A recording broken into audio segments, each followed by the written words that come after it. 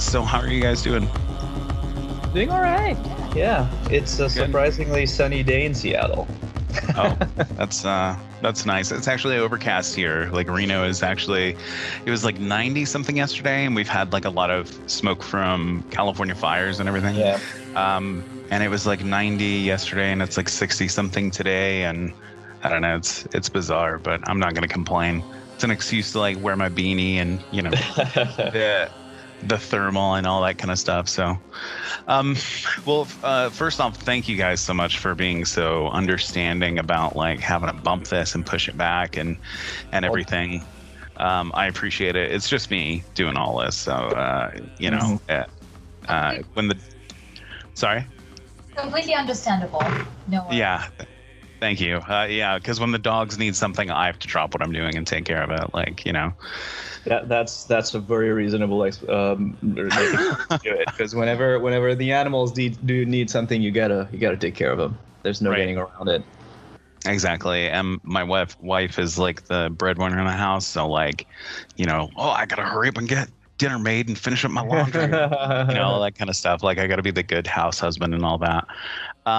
So the first thing that I wanted to ask you guys is that, so for anybody listening who might not know, my first exposure to you guys was when we had Mark Heel on Void Signal, and he was like, I asked him what he was enjoying lately, and he's like, I really like Hallows, this band from Seattle, and they sound good and they look good, and I was like, all right, cool, I'll check this out. So I looked you up, and it was true. Like you both sounded good and looked quite adequate, I guess. Well, with that in mind, like when I reached out to you guys to let you know that had happened, had you ever heard of Mark Heel at that point? I'd heard of C-Tech before. I did Mhm. not know Mark Heel. I did not know the name Mark Heel, but I'd heard of C-Tech before because they're quite influential. Likewise. Yeah. Yeah. Especially like they're like very transcendental in like most of what qualifies as industrial, so if you've ever listened to anything industrial in the past, you've heard of like Cubanate or C-Tech. So yeah. Right. Gotcha. Yeah, I'm glad that it worked out. Like he was right. I mean, the music is great. I've been really enjoying the most recent record quite a bit. So how did you guys get together and get this project started? What kind of led you down this path that you've wound up together making such sad music? I mean, The world. No, well, we've been a couple for a long time. We've been together for about 15 years now, and music has always been a big part of everything we do. We like go to so many shows, live, whether it's like local shows or touring bands. We've always been pretty active in the music scene as just both attending and just playing music too. I've played in multiple bands before, mostly metal bands, and Vanee always wanted to get started on music, and I think like about a couple of years ago, she bought this old Casio synth from someone we knew in common. Those old Casios that sound pretty awesome but are kind of like painful to use. like they used to have in like Walmart, like Yeah. in the Well, they used to come with those weird like diskettes that you had to put in the back, and just like it was just kind of a painful thing. But they sound cool. They have like this really awesome vintage vibe to them. So Vanee got one of those and started jamming with it, and I think we started jamming together, and it was sounded like sci-fi soundtracks. But Yeah. And so- I think we yeah. were talking to someone earlier today. We actually had an interview earlier in the day, and we had this memory that we hadn't remembered for a long time, but that was the only synth that we had, if you qualify it, as a synth. But anyways, and we were both standing on top of it. It was the one that we shared, and I was, we would interchange, and I would do the bass part, the lower notes, and he would do the higher notes, and we were just playing on the single synth. wow. That's dedication. it was really weird, but at some point we were like, maybe we should actually get legitimate equipment and music. And then at some point we were like, okay, now we need to get a sequencer. Now we need to be a band, and we need to like take it more seriously. And that's how it really started. Is we're like just jamming and hanging out, and then being, why can't we do this more seriously? And that's how Hallows started. Yeah. I mean, it's cool that you made do with what you had, and you weren't like, having to share a synthesizer at least is a little bit better than like, oh yeah, we share one harmonica, and it's we make the most of it. I mean, maybe there's something there, just to push the limits. Hey, I'm full of ideas like that are just great. You're welcome to them. So you guys have been together for quite a while, 15 years. That's really great. Very impressive. I've been with my wife for 17 years. We've been married, and it's pretty great. I mean, neither of us are musically inclined, so that works out. But in your case, so before you guys got together, were you both sort of very passionate about music, and then just sort of that's how you ended up meeting, or how did that come about? Yeah, I mean, music is definitely part of what brought us together when we were very, very young. We started dating when we were 16, and then even growing up, and we came to the United States at 18 from a different country. That later, but we always used to go to shows. We were mostly in metal before this, but that's always been something that we love to do, and we would go to like 1 or 2 live shows every week when things were not closed. So it's something that we love doing. We sit down and listen to records. We share music with each other, like new music we've been listening to. That's just like the way we function, really. Yeah, we've done some pretty like wild stuff for live music. We've like gotten on a Greyhound for 3 days when we used to live in North Dakota to go to Seattle to see a show. Like we've done stuff like that together because we're really into the music scene, into live music, into that kind of stuff. So yeah, it's been definitely an integral part of what we do. Like to this day, we almost weekly we just hang out and listen to stuff together and like check out new bands and check out new records and stuff like that, and kind of do our own internal review. Yeah. Right. Gotcha. Okay. What the hell were you doing in North Dakota? I mean, I've traveled through that part of the country like once or twice just moving, but it is desolate. Like Wyoming and North Dakota, like they name shit after rocks out there because there is nothing else. So what were you guys doing way out there in the middle of nowhere?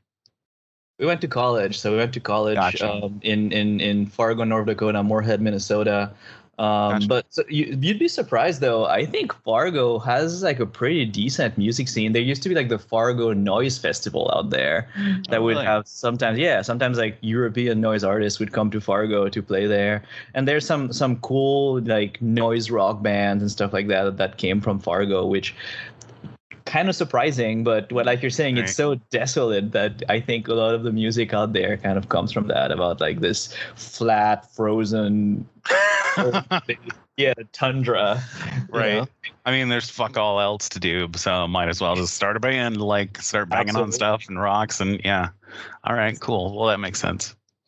But so I know you guys have a show coming up here August 27th in Portland. Is that right? Yeah. With Sibling. Gotcha. Okay. And were you planning on like a bigger like tour after that? I mean, I know it's kind of hard to book shows, and then I don't know, the future's looking a little grim. I mean, I don't know what to say about it really. I mean, I'd rather be able to go to shows again, but I don't know what's going to happen. But do you have any plans beyond the August 27th show? This interview is going to air later, right? When? How far? Like next week. Next week. Probably we'll have announced, right? We hope so. So we're going on tour in October, but we haven't announced yet. So okay, we'll coordinate with you. But yeah, we have plans to tour the U.S. in October. Granted, hold on, I'm getting on Twitter right now. I'm gonna break news. It's an exclusive. Things are under control. Yeah. Yeah. There's this festival in Tampa that's right midway. So we're gonna do Seattle all the way to the West Coast, California, end up in Florida, New Orleans, and then go back towards the Midwest. We're playing Minneapolis for Dark Energy, which is another big, event that happens almost weekly, and then end up in New York. That will be the last day. Philadelphia. Oh, Philadelphia is the last day. Yeah. So we're basically going down the West Coast, through the South, up to the Midwest, then going to East Coast. So super excited about that. If it happens. if it happens, if we can get everything under control. Yeah. Fingers crossed. I hope so. Yeah. Just because I miss live music, and I know everybody who's been on the show certainly does as well as performers of it. So you guys don't really have like a big catalog. You've got like the EP and then the record that just came out not long ago. How long have you been working on the Hallows project, like under this name, like just the two of you? Not very long. We started, I would say, end of 2018.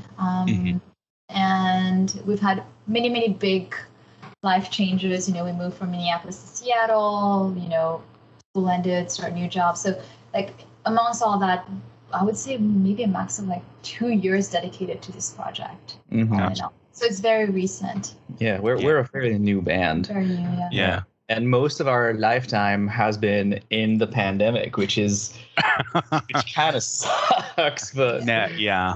I mean, that straight up does suck, because I mean, I feel like it's inhibiting you in a certain extent, just because like you don't get to go tour and play shows with like bands that are your contemporaries, right? And get that exposure to other people who would be very interested in what you sound like and what you look like, apparently, if Mark Heel is anybody to gauge by. But so the most recent record, I have been listening to it on and off for the past couple of weeks, ever since you guys agreed to be on the show. Really great, really enjoying it. There's a lot of interesting things going on in it musically that I kind of wanted to touch upon just a little bit. Just, I don't know, to a certain extent. I don't always want to know how the sausage is made. Like, I just want to, I just want to. Right, yeah, exactly.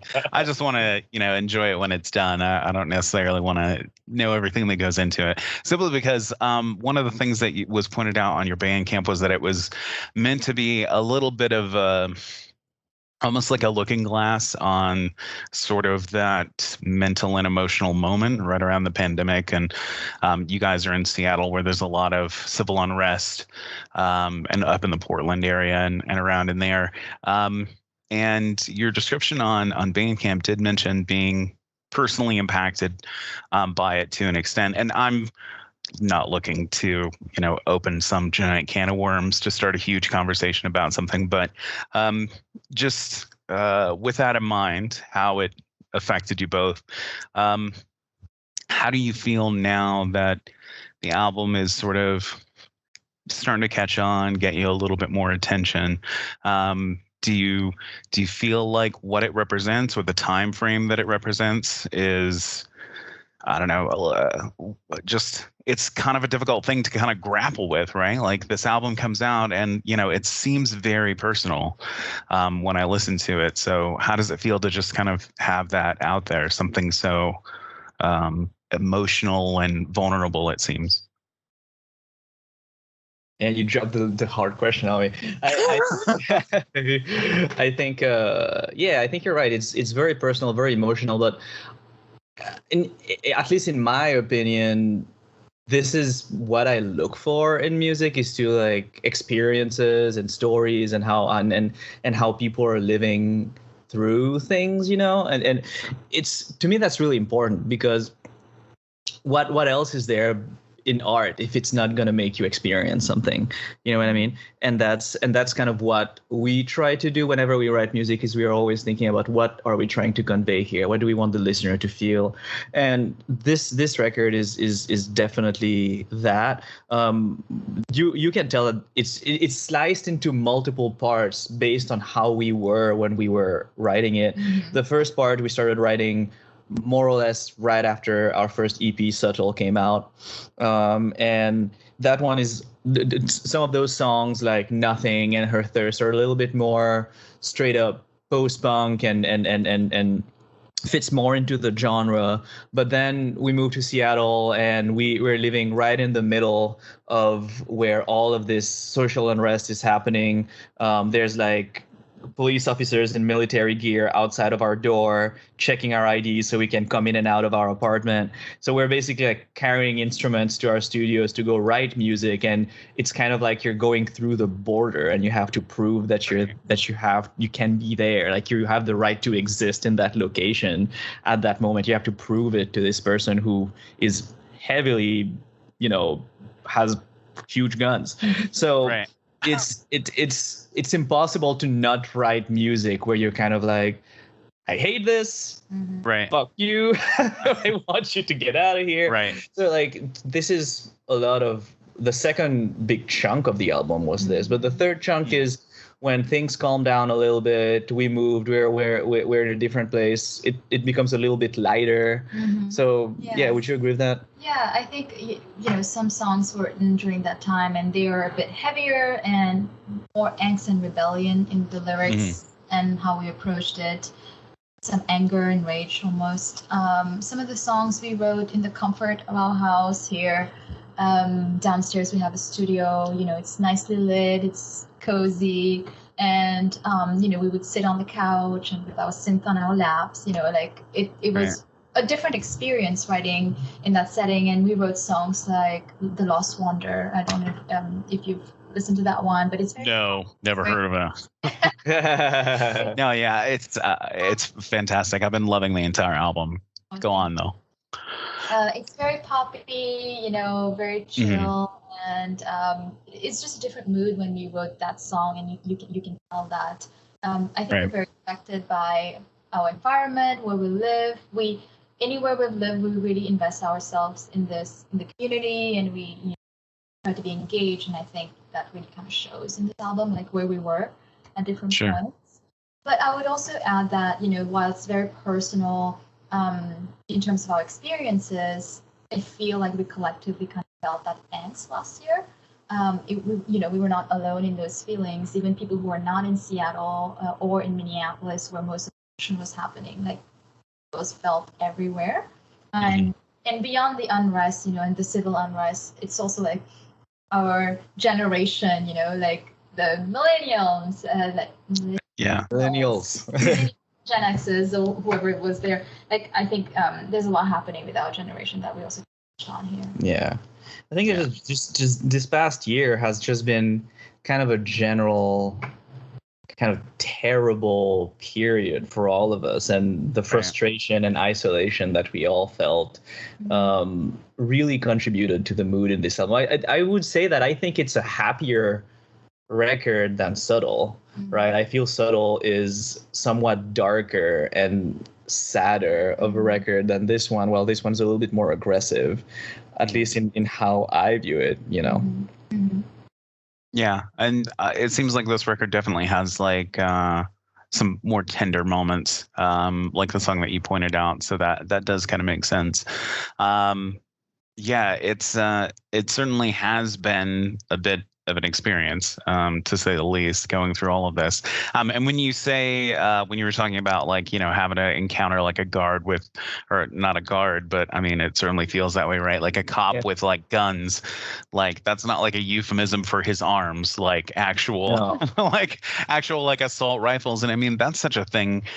What a thing to have to experience, right? The moment you step outside your door, like tanks and, the protests. Yeah. We had the like tear gas seeping into our apartment and stuff like that. Yeah, that's I mean, not to say that we were the most impacted by this or anything like that, but I think like, you know, there's definitely people who've been way more impacted about us. But like I think what I was trying to convey was that it's impossible to see this and not express it through the music. Right. Like it would have been just impossible to do that. Sure. Yeah. Yeah, I mean, I think you're right. I think it's like a byproduct. I don't think anybody's going to sit down right now to be like, oh, well, I'm going to write my quarantine record. Like, it's more of just like, you know, this is, you know, the content is what everybody's having to deal with. So it kind of makes sense in that respect. So sort of on that note, you mentioned being millennials, and I don't know. I tend to agree that it seems like things might be on the verge of kind of changing a little bit. I would love to believe that the pandemic afforded people a chance to be at home away from jobs that maybe made them feel like they were slaves, and given them a chance to, I don't know, reflect on that a little bit and be like, hey, I don't want to go back to, you know, breaking myself for 45 hours a week or 50 hours a week or whatever. So I'd love to believe that this is how the revolution starts. Right. Yeah. But maybe that's a little too optimistic, but yeah, we can hope, I guess. So on that note, noticed the Youth Code shirt. Youth Code is such a great band. But it's funny that that you're wearing that, because I was actually I was talking to my wife yesterday, talking about interviewing you guys today, and how your record sort of, as far as like personal, like emotional sort of connection to a record, like there's a lot of emotion to unpack on the record that reminds me a bit of have you heard Health's record Slaves of Fear, like Volume 4 or whatever? Really great, really fantastic. If you like Youth Code, it's definitely Health. Yes, yeah, absolutely. Gotcha. Yeah, like same kind of level of like, wow, this is really deep, really emotional, maybe a little sad, but you know. It's a huge compliment. You're welcome. When I hear your record, I just feel like laying on the floor and questioning my existence. So, you know, it's mission accomplished. So one EP, one record. What comes next? What's on the agenda next for you guys? We actually want to, I don't want to say take a break, but we want to reconvene it. We do believe that, you know, when you're writing a record or you want to put any kind of art form out there, it should be very inspired. So Dom and I are both taking a lot of time right now to watch a bunch of movies, read books, just consume a lot of art and different kinds of music. You know, we just don't dabble in post-punk and dark wave or metal. We try to listen properly, and we just want to be inspired before we even tackle any next step. We're excited about that. Yeah, I think the two of us, we have this way of thinking that if you rush into making your next record, it's going to sound exactly like the previous one, which is something we absolutely don't want to do. So we're saying that by the end of the year, right, we will start working on it. The record came out in June, and we're currently in August, almost September. So we're going to give it a couple more months, just listen to stuff, keep promoting the album, try to play a few shows. Then when we are ready to focus on a completely new album, we'll start doing that probably at the start of the year.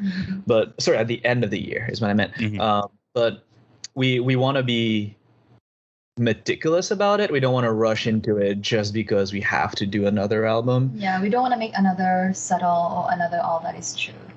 Right. It's really important to us for like every single step is kind of like an evolution in our sound and in the way we approach music.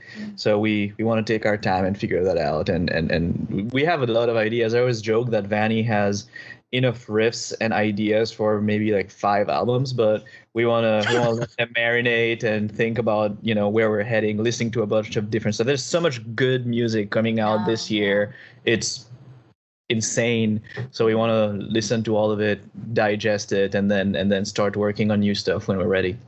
Gotcha. That makes a lot of sense. That seems like a really good idea, actually. Just to sort of take some time and kind of like deprogram a little bit and just sort of hear what else is out there. That's a good idea. I think that's cool. And for this most recent record, like it was a little bit of a stretch for you guys in a way, right? Like because you were sort of branching out a little bit. I don't, you know, truth be told, I don't keep up with all of the little genre names and, you know, like, oh, we're, Kentucky Fried Chicken Wave or whatever. Like I don't know what all these different like little genres are all over the place, but but I definitely hear like there are some parts in the record that I was like, wow, this little bit reminds me kind of like Health, or maybe this part reminds me of like Front 242 or something like that. Just like things I wasn't exactly expecting to be in. And I think that's where the record kind of shines. Maybe I'm not telling you anything you don't already know, but like love hearing that. Yes. Yeah. All right. Well, sit back. Let me just tell you how great the record is, and But I think that All That Is True is a great single, but it sort of feels like just a slice of. Like the record has so much more to offer that it's like, how could you even possibly try and narrow it down to like one single with such a thing, right? So it was really great to just sort of, tune into songs that I'm like, okay, well, I'm expecting like a post-punk. What is it you guys call yourself? Seattle Sadwave. It's such a great name. It's so good. I just imagine like lots of rainfall and then tears and just kind of crying and hanging out. That's with that in mind, like that's kind of what I went into the album expecting, and my expectations were just blown away. I wasn't expecting some of these like sudden like shifts in tone. What kind of led you to experimenting outside of what you would normally make? Was it just the involvement of this other producer, or was it just sort of your own influences of like, hey, let's try this and see if it works? Yeah, we do a bunch of different things. Even with Lost Wonder, it's very pop oriented, but we have like hip hop. How do you call that? Like the trap hi-hats are in there. Hi-hats are hip hop oriented. So we explore different things when we were making music. Like we were telling you, we listen widely. We listen to shoegaze, so we listen to slow dive. We listen to industrial. We just pop in general, and dark wave and goth music. So we are inspired by a bunch of different things. And every time we're working on a song, we would just joke and say, let's make something that sounds like Adonis. This is another artist that we really like. Yeah. So we start doing that, and of course not copying, but like inspired by it. And then at the end, it just sounds completely different, and it has nothing to do with Adonis. So and of course the producer also, I think, brought his own side of it. But what do you think we were very influenced by Aaron? I don't know so I think what Aaron did for us was took what we had, and his way of thinking about music is just so awesome, because what he doesn't influence your decision for your music composition, but he will listen to the songs, right? We'll track everything and we'll listen to it together, and then he tries to make the song get to its limit of what it can do, right? So like he stretches the song to what it can be like in terms of like atmosphere, in terms of like, and it's usually a discussion amongst the three of us. We've actually had we were in the studio with him, and he has this thing, because it was during the pandemic, so he has this thing that like separates us from him, so we're kind of like screaming at each other, trying to have a conversation, because like there's distance. But then we also had a few like online calls where we would like listen to pieces of the song and discuss what we want it to sound like and what atmosphere we want, and we'd go back home to and Vanee would create some weird atmospherics, and I would redo the drums and change the samples, like stuff like that. So I think Aaron's big contribution was helping us think about how big and complex we want each part to be, or how simplistic we wanted them to be, right? Like really help us like trim the fat out of the parts that were too busy and add complexity to the parts that needed to shine more and stuff like that. So like he has this really awesome flair as to how to augment the songs rather than really like changing their composition, which is really awesome. Yeah, if you think about the song Our Failures, for example, we wrote the whole thing and we took it to him. And when he was mixing it, he increased the dynamics between the parts where I am singing and Dom is singing. That's why there's a huge change in energy. When we were playing it and we played it multiple times, that did not happen. So he was like, I can hear it happening. And and a lot of people have talked about that song in terms of the changing energy between the first part, the chorus, and the verses. So that's him. Right. Gotcha. Yeah. Okay. Right. So like he'll take what we come up with and he'll like kind of blow it up and make it be shrink it, make it be as impactful as possible. But also in terms of, I think you picked up on something that's really interesting, because I think Subtle was closer to the dark wave post-punk box than All That Is True is. And I think it's just once again a switch in inspiration. When we were listening to this, we listened to a lot of Slowdive, when we wrote All That Is True, that is, we were listening to a lot of Slowdive, listening to a lot of Massive Attack, stuff like that, and we tried to bring those in as well. So when we worked on The Lost Wonder, we just had a conversation. Vanee was like, wow, Tricky, and the stuff that he does is so cool, the drums are so cool, and we were talking about like Aphex Twin and stuff like that. So we're like, let's try to bring some of that stuff in. Let's use some hip hop drums on here and like try to have like some trip hop changes and transitions in it and stuff like that. So it's just a matter of what we're influenced with, and we're trying really hard not to be the band that sounds exactly the same every time. We want there to be just progress in what we create, while keeping an integrity in our sound too. Right. Yeah, and I wholeheartedly agree with you. Tricky is pretty amazing. I've been following Tricky for years now, and like his newest singles, like the guy never fails to impress. Like it's always, but it always feels so simple, right? It's like his music always just seems like, he probably did this like in an hour, or like, last weekend he made this song. Like it always seems so like simply composed, but it's so like good and impactful. I would love to hear more trip hop stuff. So like by all means, like explore that and that journey, like for sure. So okay, so aside from like Massive Attack and Tricky, like putting some influence down on you guys, like, and I'm all for like changing sound. Like I like you said, I don't think it's I don't know that it's healthy for an artist to just sort of stay in the same mode and try and reproduce something they've already done, right? Like, because if you're not changing, if you're not evolving, then you're staying the same, and that's not fun. Nobody wants to do that. Plus, like, I don't know that you could emotionally handle making another record quite like what you've just made. I think you need like a little bit of a vacation from it. So maybe something a little happier next time, just but so yeah, try please. So tell me about living in Seattle. How has it been since you guys got there? I mean, aside from pandemic related stuff, like just how do you like it as far as like music scene goes? Again, with the pandemic, it's been almost impossible to catch live shows.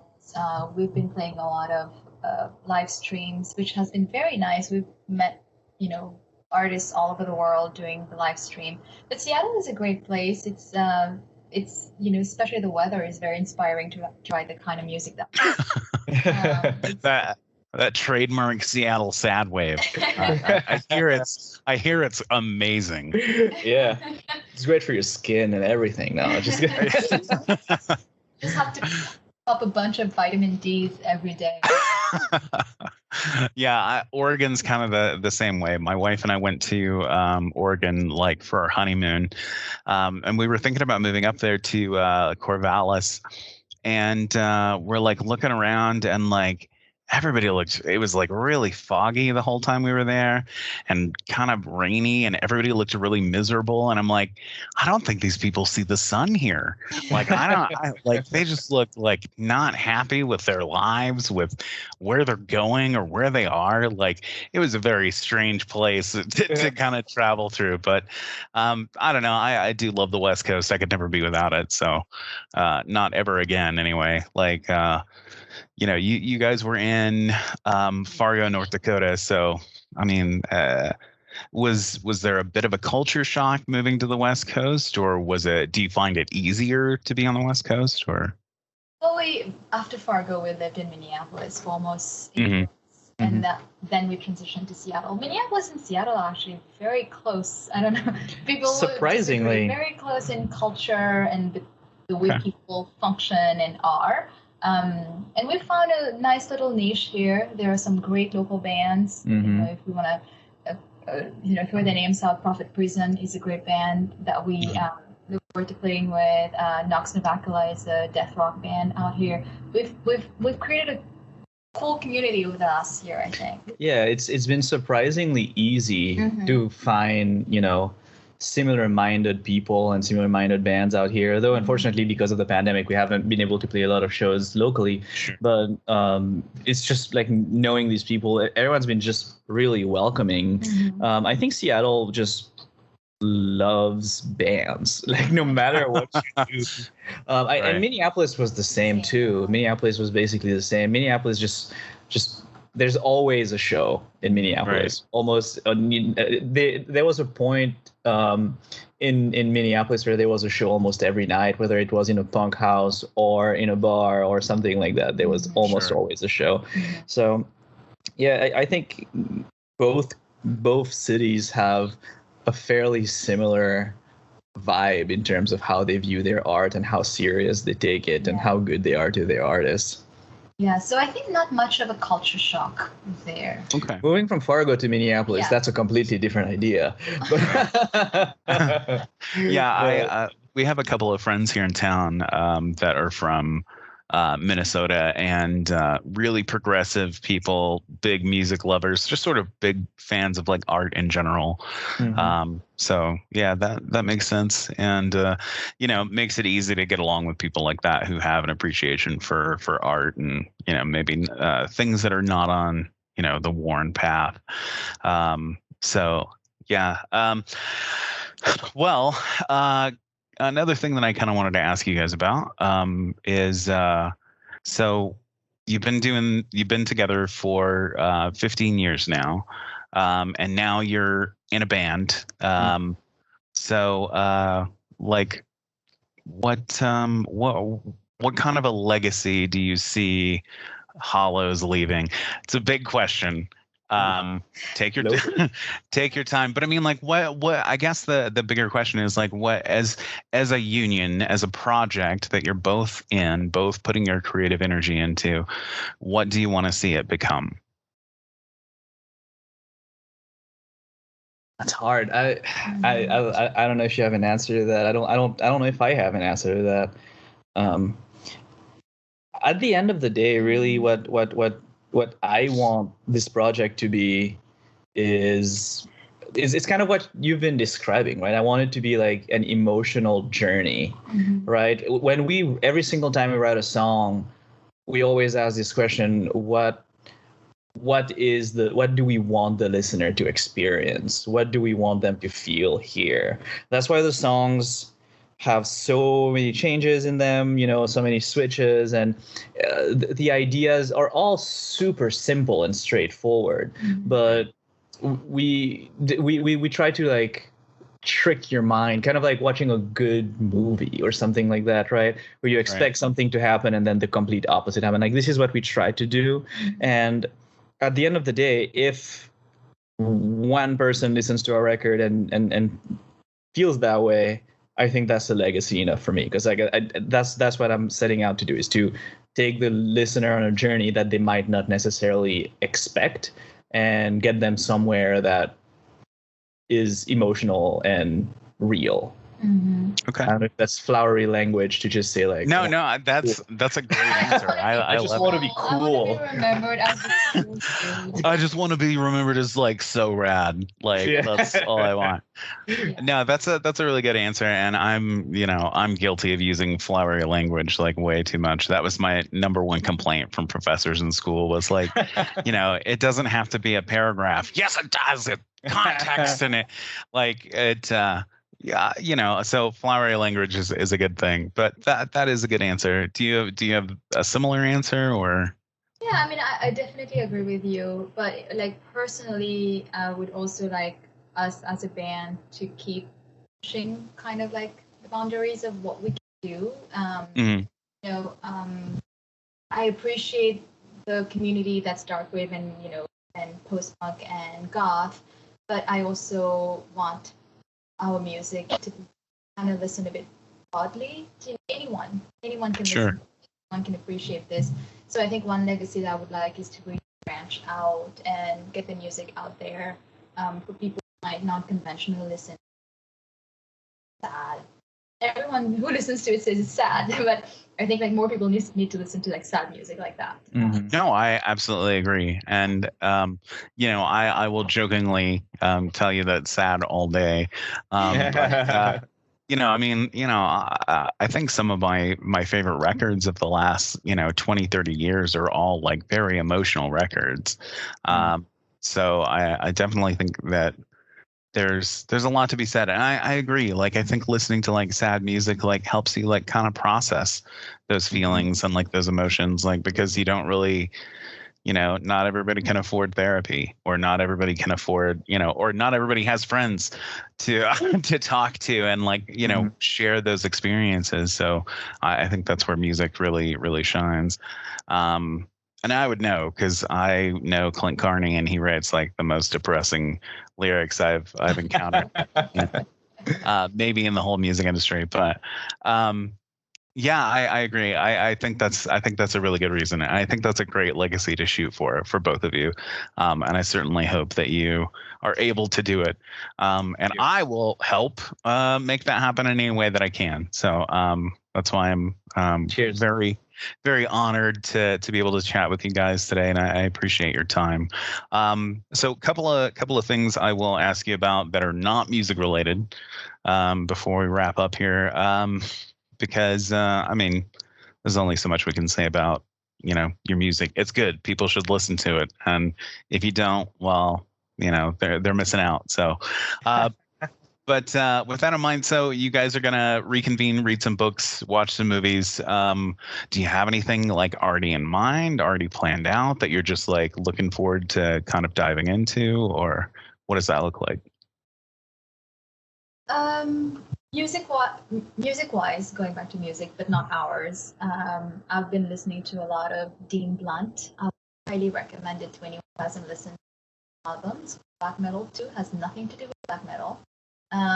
Okay. It's very avant-garde, pop, experimental. Some hip hop elements. It's an English band. I think it's one guy, but he brings in other people to work with him. Very, very good album.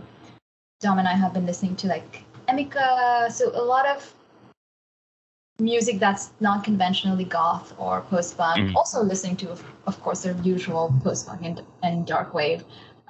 So that's like one way we're branching in terms of the music that we listen to. Heard a lot of good things about the new album by Lingua Ignota. We haven't listened to it yet. I'm gonna dive into that. Yeah, we've been trying to find time. Speaking of emotional music, Okay. Lingua Ignota is very emotional and raw. So we're waiting For the right moment. time. Every week I asked Dom, "Did you listen to the record yet?" He's like, "No, we should sometime soon." When we're ready. Yeah. You gotta get the bottle of wine, the tissues. Yeah. You gotta be ready for it. Yeah. Do you want to talk about the movies that we've been watching? We've been watching a lot of films recently. Since All That Is True came out, we've been kind of like on this weird cosmic horror kick. So watching a lot of really I love it. I'm here for it. Stuff like Mandy, which is really awesome. Oh, I love that film. It's so good. The soundtrack to it is phenomenal. Yeah. It's an incredible soundtrack. Color Out of Space, another good one that we saw. The Void, also good. Have you seen that one, The Void? Wait, is that the people are trapped in the hospital? And yeah. That shit was so rad. Very cool. Great. It was great. Yeah. Watching John Carpenter movie. Yeah. Just a bunch of different things. We were watching Total Recall last night. Yeah, we watched Total Recall. Oh, like the Verhoeven one from the 90s, like with a little stomach baby in it, and like Quaid, like that, all that stuff. Oh wow, awesome. Okay, I'm into it. Hope that doesn't inspire us too much. No. I hope so. I can't wait to hear the new Hallows record where you guys just watch Total Recall every day for 2 weeks. It's just going to be like samples of Arnold Schwarzenegger going like, oh. Yeah, exactly. Open your mind and all that kind of stuff. Yeah, great. Awesome. Vanee is the big reader. Vanee reads a lot of sci-fi. I read some sci-fi, but so just doing a lot of that. Gotcha. Create. Yeah. Okay. Well, that sounds fun. Total Recall. What a movie. Like, and it's so weird too, because like I feel like you couldn't put that movie out now. Like, you know, like he just shoots his wife. Like she's unarmed. He just like shoots her, and like, you know, we're like the audience is supposed to like laugh. He like makes a little joke, haha, and it's like, this is murder. Like, I'm not sure how. Like, there's so much in that film that I feel like you definitely couldn't put out now. There's a lot of scenes where they just like. There's a scene where they're shooting at him, and he grabs like. They're on some kind of escalator or something, so he grabs the guy in front of him and uses him as like a shield while they're shooting at this guy. This guy's like filled with bullets, and then like he's just using him as a shield and moving forward. I'm like, what is going on? Yeah, it's like, this is our hero. Like, you know, this is the protagonist for the story. He's just grabbing bystanders and using them as like meat shields. Like, what is this? Like, it's just, I don't know. It's movies have come a long way. That's for sure. Don't worry, we won't use that one as inspiration. It was just for fun. Yeah. Okay, that's fair. There was another. You mentioned cosmic horror. There was another film that was kind of similar. That was like, have you seen From Beyond? It's like an old 80s film that was like, Did we just it's got Jeffrey Combs in it, and it's made by the same people who made Reanimator, like Brian Yuzna and whatever the other guy's name is. Barbara Crampton's in it. It's about like the pineal gland, and the guy has the little thing that comes out of his forehead, and it like is like some kind of gland seeking dongle that, I don't know. It's I think it's on our list to see. We have a bunch of like old school horror that we want to watch too, like Scanners and stuff like that too. We'll get to it. Yeah. Yeah. There was another really cool one that we saw recently. That was a recent. Possessor. Possessor was cool. Oh yeah, from that's Cronenberg's. Cronenberg's son. Yeah. Yeah. It was. I admit it was. I mean, I've been watching horror movies for a long time. Any old garbage I will put on and watch, but Possessor was a little much for me. Like, I was starting to get like kind of squeamish, and I'm like, ugh, wow. I can't handle this. It's rough. It's super rough. I mean, my wife works as a neuromonitor, so like when you go in for like a back surgery or a neck surgery or something, like she puts needles in and monitors all your nerves during your surgery to like try and make sure that your surgeon doesn't paralyze you or something. So, I mean, anytime there's like horrible gore on the screen, she's like, oh, this is nothing. I mean, today I saw someone's, meat flaps spread apart on their back, and I was like, oh my god, it's too much for me. Like, I look like I should be prepared to handle that, but no, I'm a huge baby when it comes to it, so I have to like look away. And Possessor caused me to look away. It was too much. Have you seen that Apostle on Netflix? No. About really good horror film, sort of like maybe a little bit in the vein of I don't want to say The Witch, but it's like it is a period piece kind of like that, and there's like some occult-esque kind of themes going on. But man, like there's a scene or two in that I'm just like, well, just let me know when it's over. Like I can't look at it. But that's another great film. But so any books in particular that you guys are going to be sitting down trying to read and get through, or? Well, you're reading Akira. Once again, Akira. Okay. We have the whole volume that you purchased. Yeah. Reading. I think right now I'm reading Ted Chiang's short stories. So he's actually local. One of the stories turned into Arrival, the movie. Oh, okay. Yeah. So he writes a bunch of short stories. He's been he got awards from like Nebula Awards and things like that. So I'm working on that right now. I think mostly reading that. Where was the other one that was about? It was also made into a movie where they go into this field that's being engulfed. That too. That was a good movie too. Yeah, I don't remember the name of it. Like they some research, all-women team of researchers. Oh, Annihilation. Annihilation. Gotcha. Okay. Yeah. That's also cool. Yeah. I've made my way halfway through that book. Gotcha. Yeah, I really enjoyed Arrival. I thought it was really sweet and endearing, but at the same time, like if you've read Kurt Vonnegut's Slaughterhouse-Five, like I don't know, I feel like if you've read that, then you kind of have an understanding of where the story is going, maybe in advance.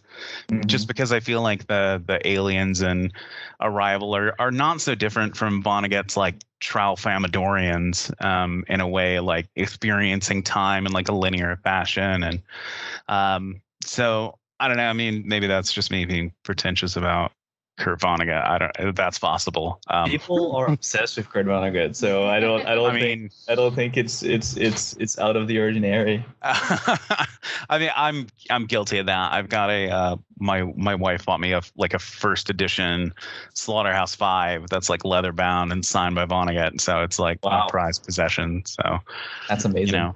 Thanks. I didn't do anything. I just received it, but I'm real happy about it. So. All right, cool. Well, that all sounds very exciting. I'm looking forward to hearing what the next record sounds like, because I definitely feel like between the EP and the full length that there was a lot of interesting growth that happened, and I always love music that violates my expectations, like nice. Where I'm, I feel like sometimes after working as a music journalist for so long, I feel like there are points where I'll start to hear a song and I'm like, well, I know what's going to happen with this. Like I already know that within the next, X amount of seconds, this thing's going to happen. And that's not fun. But your record was unexpected. From start to finish. And so I really enjoyed my time with it. And I can't wait to see what you do next with that in mind. So, so with that in mind, we will wrap this up. The last thing I will ask you both is what are you enjoying right now? Like, what's the thing that you're just like super excited to get to as soon as you get out of bed? Can be a video game, book, movie, activity, hobby, whatever. I love we do research for all day, but go back to a computer. I love learning Photoshop, Illustrator, Premiere Pro. I did all of our videos on. Oh wow, that's cool. So I'm just excited about drawing and illustration, animating things. Gotcha. Okay. Yeah, she's making a bunch of like designs. The latest one that she made are a bunch of ganja leaves that are smileys, and they look really funny.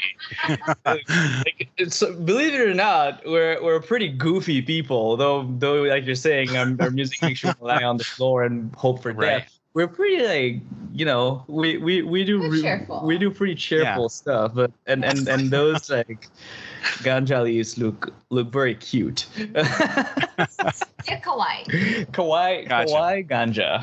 Okay. All right. Well, I mean, it sounds like she's busy like bettering herself and doing a whole lot of things. I mean, the bar is pretty high with your answer. So what do you got going on? What are you enjoying right now? I'm really not bettering myself at all. Enjoying the summer and like, you know, cooking, playing video games with my friends, working out. That's basically what I'm doing. I'm, you know, so the summer is just so short-lived. When we were in Minnesota and when we're in Seattle, it's the same thing. Like, I want to enjoy every second of it. So I'm always the one being like, hey, let's go and like grill some food, or let's walk for 2 miles and go to this bar that's in the next neighborhood, which we could drive to, like stuff like that. Mm-hmm. So that's my thing. That's what I've been doing recently. It's just like trying to chill and be relaxed. Yeah. If Dom was not here, I would probably just sit at a computer 8 a.m. to 10 p.m. Yeah. I think like our perspectives are a little different. She's always like, what's my next thing? How do I get better at this? How do I learn this stuff? I'm like, I'll figure it out later. Yeah. Oh, wait. In 5 minutes it's due. I'll figure it out now. It's fine. Yeah. Push it back. Yeah. Like that. Yeah. I get you. That's why I was. And you do all that stuff. Yeah, I do. Yeah. I do make most of our meals. I do enjoy cooking a lot. Oh, me too. I love cooking, and I'm always more than happy to cook for my wife. Usually it's a smashing success. But every now and again I'll make something that's just like not food. When it's finished, it's not edible. So, you know, it's whatever. But cool. That sounds like a fun way to like spend your summer. And I agree with you. Who wants to drive to a bar? Like, you know, if you can walk it, like you should, like it's going to be more fun. Like, yeah. I don't know if in Seattle they do this, but here in Reno, when it's not smoky anyway, they do this. It's like one of those like tour bikes, but while you're strapped onto it, you're like, you know, they're like making everybody on it like pedal around town. Like but pedal you're just, subs. Yeah, like, and you're just drinking. And I'm like, that sounds like torture. That sounds awful. Where you're just like strapped in, drink, now pedal. Like, no thanks. When we lived in Minneapolis, those things would run into accidents almost every day. They'd like tip over or like stuff like that, because like they're not really meant for really strange streets. And in Minneapolis, when they would be like hills and stuff like that, they'd like tip over and people would get injured and stuff. I don't know how it is in Seattle. I haven't seen them in Seattle. We saw one like recently. I don't think it's as popular here anymore. Yeah. Thank goodness. Right. That's a relief. Yeah. But it's funny that like we're mixing like exercise and getting really drunk. Right. I mean, it's just like, it's the same concept to me as like Four Loko, or like, you know, like, oh, hey, let's go get this alcoholic drink that also has a ton of caffeine in it. It's like, that sounds awful. Like, yeah. I don't want to be like messed up and even more alert. Like, that sounds like two things I don't want. But you on that one. Yeah. Well, so for me, just my answer, what I've been enjoying lately, I've been playing The Ascent. They put that on Game Pass. That's a blast. Sort of a Diablo meets kind of a twin stick shooter kind of a thing. That's been a ton of fun. Also, Hades is on Game Pass. Oh, it's fantastic. It's made by the company that made like they did like Bastion and Transistor and Transistor's awesome. Oh, Transistor's amazing. Speaking of fantastic soundtracks, you guys mentioned Mandy earlier. Transistor's got a great soundtrack. I've just been playing those, really enjoying those, and then musically just listening to Hallows, of course. Nice. You know, that band's all right or whatever. But I also posers. Yeah, I've heard that too. They're pretty sad people. From what I've experienced. But the other band that I've been listening to a lot here lately, Information Society just put out a new record, which has been really good to hear and listen to. Love Information Society. But all right, well, once again, thank you both so much for your time and for being so cool and understanding every time I had to bump this for whatever was happening with my brain or my dog or my whatever. I appreciate it.